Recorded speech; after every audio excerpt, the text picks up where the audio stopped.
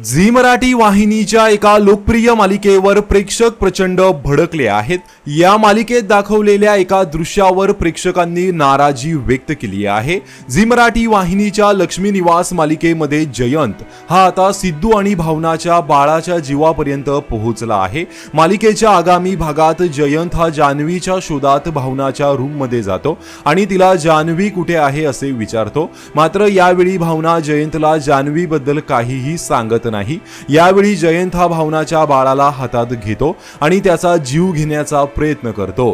तू जर मला जान्हवी बद्दल काही सांगितलं नाही तर माझ्याकडे दुसरा काही पर्याय नाही असे म्हणत जयंत हा भावनाच्या बाळाला हातातून खाली पाडताना दिसत आहे। मालिकेचे हेच दृश्य पाहून प्रेक्षक प्रचंड भडकले आहेत।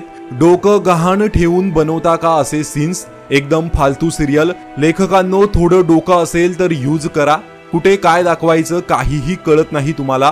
नको त्या गोष्टींना पाठिंबा दिल्यासारखं होतंय। काय हे दाखवतायत तुम्ही? लहान मुलांना सुद्धा सोडत नाहीत। अवघड आहे। प्लीज जयंतचा रोल संपवा। आती तिथे माती होईल सिरियलची।